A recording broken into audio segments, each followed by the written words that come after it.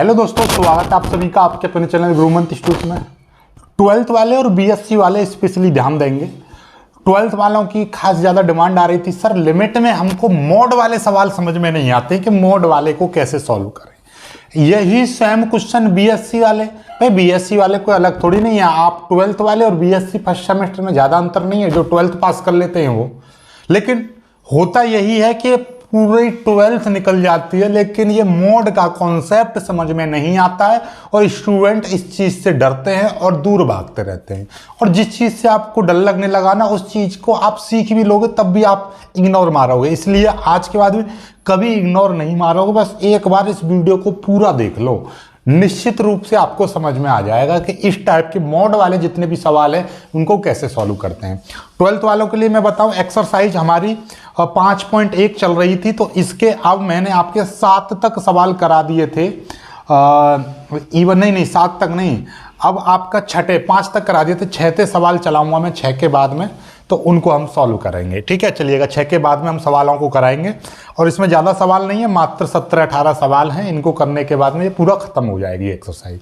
फिर आपके अवकलन समाकलन चलेंगे। ठीक है, चलिएगा तो स्टार्ट करते हैं। इस सवाल को बिल्कुल 0 लेवल से सीखेंगे। पहले समझो कि मोड का कॉन्सेप्ट क्या होता है। मोड का मतलब क्या होता है ये जान लो पहले। जैसे कि देखिएगा, ये 2 है, ठीक है, यदि और ये -2 है, इन चीजों को रख दो। यदि मैं 2 पर मोड लगा दूंगा तो इसकी वैल्यू 2 रहेगी, और यदि -2 पर मोड लगा दूंगा तो इसकी वैल्यू भी 2 रहेगी।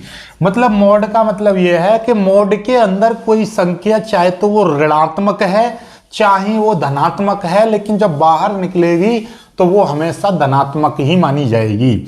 यानी कि यदि कोई x संख्या है, चाहे वो प्लस की है या माइनस की है, लेकिन जब मोड के बाहर रहेगी तो वो हमेशा प्लस की ही रहेगी। ठीक है, इतना समझ में आ गया। तो मतलब ये है कि हम प्लस माइनस इसको ना दर्शाएं, सीधे सीधे x कह दें, तो इसका मतलब ये है कि ये जो x बराबर आपका मोड x बराबर 2 है, तो इसका मतलब ये है कि x की जगह पर आपका 2 भी हो सकता है, -2 भी हो सकता है, या आपका 2 भी हो सकता है। ऐसा क्यों? क्योंकि हमको पता है कि मोड x की वैल्यू यदि 2 है तो इसका मतलब ये हो गया कि x की जगह पर -2, क्योंकि -2 की वैल्यू भी 2 ही होती है और +2 की वैल्यू भी 2 ही हो सकती है। तो मैं इन दोनों की जगह पर आपको निर्धारित नहीं कर सकते हो कि मोड के अंदर यदि मैं मोड 2 बराबर ये मोड x बराबर 2 लिख रहा हूं, तो आप ये चीज कभी निर्धारित नहीं कर सकते कि x आपका माइनस का है या प्लस का है। उसके लिए कंडीशन हम बना सकते हैं कि यदि x का मान, यदि में x का मान 0 से कम है तो x का मान कैसा रहा होगा? ऋणात्मक रहा होगा। ठीक है, और यदि x का मान 0 से ज़्यादा है या 0 के बराबर है, तब हम कहेंगे कि ये भैया कैसा हो सकता है? ये धनात्मक होगा। यही चीज़ तो है भाई, 0 से ज़्यादा होगा, 0, 1, 2, 3, 4, 5, तो वो सारे कैसे धनात्मक। 0 से कम होगा तब तो ये कंडीशन देकर ही बता सकते हैं, लेकिन एग्जैक्टली हम नहीं बता सकते। ये चीज़ समझ में आ गई? क्यों नहीं बता सकते? क्योंकि मोड हर संख्या को प्लस में बदल देता है, तो अब हमको नहीं पता है कि क्या हो सकता है। तो ये चीज़ आप मोड का कॉन्सेप्ट यदि सीख गए होंगे, कहाँ गया ये मिटाने वाला, ठीक है, तो मोड को हम इस तरह से डिफाइन करते हैं। चलिए अब आगे की बात आ जाते हैं सवाल पर। क्वेश्चन में मैंने थोड़ा सा चेंज कर दिया है। क्वेश्चन इस तरीके से, क्या f(x) संतत है? ये आपको निकालना, क्या f(x) संतत है? और f(x) बराबर दे रखा है मोड x/x,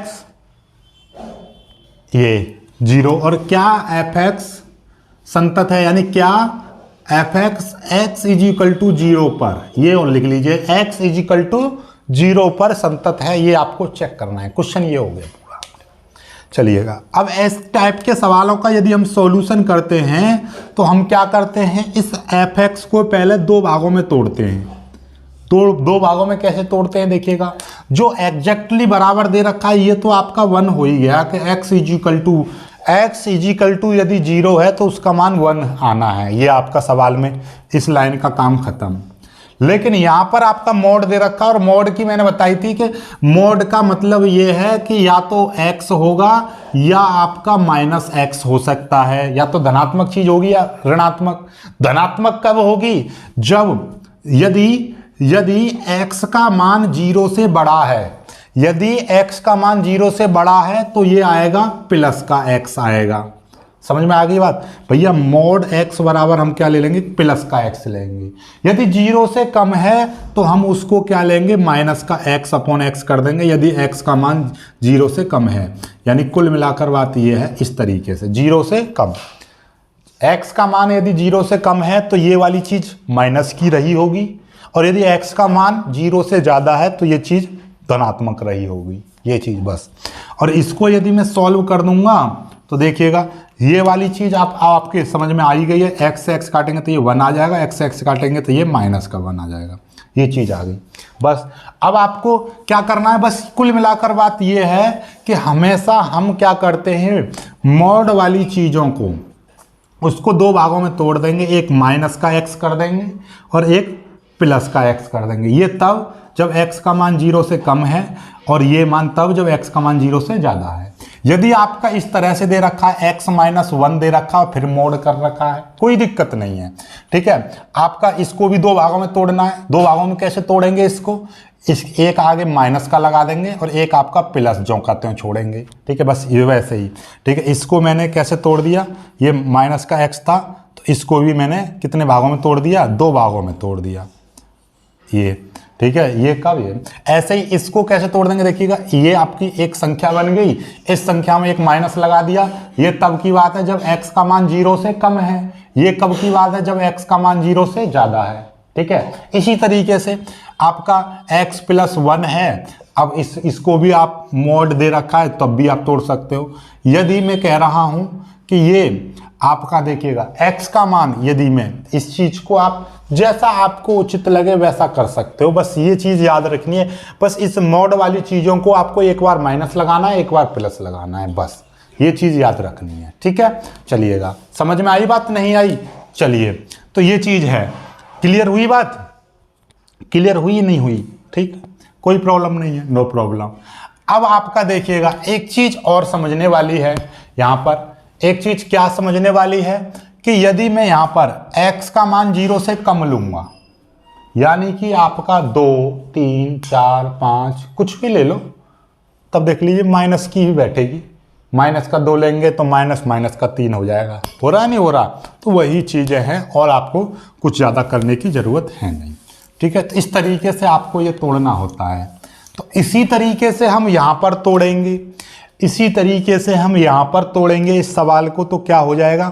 ये हमने तोड़ दिया, यहाँ पर एक बार माइनस, एक बार प्लस लगाएंगे और एक बार माइनस लगाएंगे। माइनस तब जब x का मान 0 से कम है, प्लस तब जब x का मान 0 से अधिक है, ठीक है। अब आपका हमको ये दिखाना है कि ये fx x बराबर 0 पर संतत है। तो पहले हम क्या करेंगे? सिंपल सी बात है, पहले तो हम f0 निकालेंगे। f0 मतलब का, f0 का मतलब ये है कि जहाँ जहाँ पर x है वहाँ पर 0 रखेंगे। तो मतलब क्या? जहाँ जहाँ पर x, यानी कि हमने क्या लिया? हमने लिया x इजिकल टू 0, यानी x की जगह पर हमने 0 लिया। तो x इजिकल टू 0 पर मान कितना आ रहा है? 1, तो ये 1 लेंगे, पहला निकल आया। अब निकालेंगे LHL। LHL का मतलब ये है कि limit x tends to 0 negative fx। 0 negative क्यों?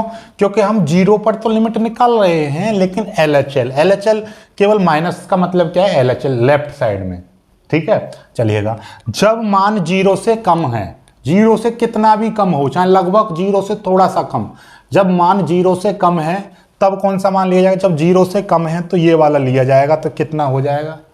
माइनस का 1। तो ये सिंपल सी बात है, ये माइनस का 1 आ गया।